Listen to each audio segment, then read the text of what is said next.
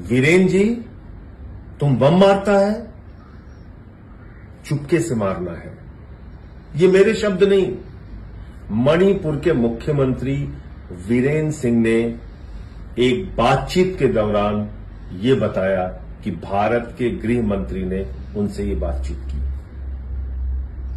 इसकी सच्चाई क्या है? क्या मणिपुर के मुख्यमंत्री बम फेंकवा रहे थे मणिपुर हिंसा के दौरान? क्या मणिपुर के मुख्यमंत्री को देश के गृह मंत्री ने चुपके से बम मारने की बात कही? ये सच है या झूठ है? कैसे पता चलेगा? और बार बार हम लोग ये बात कहते रहे कि मणिपुर की हिंसा राज्य प्रायोजित हिंसा है। ये सरकार के द्वारा प्रायोजित हिंसा है, ये भाजपा के द्वारा प्रायोजित हिंसा है, और इसका मुख्य अभियुक्त है मणिपुर का मुख्यमंत्री वीरेन सिंह। वायर ने अपनी एक रिपोर्ट के जरिए यह खुलासा किया। यह बहुत ही गंभीर खुलासा है, देश को चौंकाने वाला खुलासा है।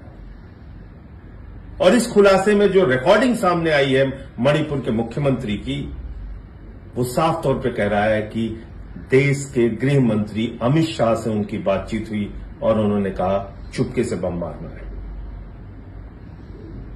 मणिपुर के मुख्यमंत्री का इस्तीफा होना चाहिए, उनसे पूछताछ होनी चाहिए कि उनकी बात में कितनी सच्चाई है। फिर वही मुख्यमंत्री ये कह रहा है कि कारगिल योद्धा की पत्नी जिसको निवस्त करके घुमाया गया, उसको हमारे लोगों ने बचाया। और आगे वो कह रहा है कि निवस्त करके महिलाओं को घुमाने वाले दरिंदों को रिवार्ड मिलना चाहिए, उनको सजा नहीं मिलनी चाहिए। एक मुख्यमंत्री का काम क्या है? दो समुदायों में अगर कोई मतभेद पैदा हो गया है, हिंसा की स्थिति है, तो उसको रोकना और समझाना। मणिपुर के मुख्यमंत्री का तीसरा ऑडियो जो है वो कहता है एक समुदाय के बारे में कि वो किस तरीके से सत्ता में और नौकरियों में हावी हो रहे हैं। इसका मतलब कि उनके ऊपर एक दोषारोपण करके उनके खिलाफ लोगों को भड़काने की कार्रवाई, ये भी मुख्यमंत्री कर रहे हैं। क्या ये सब कुछ काफी नहीं है?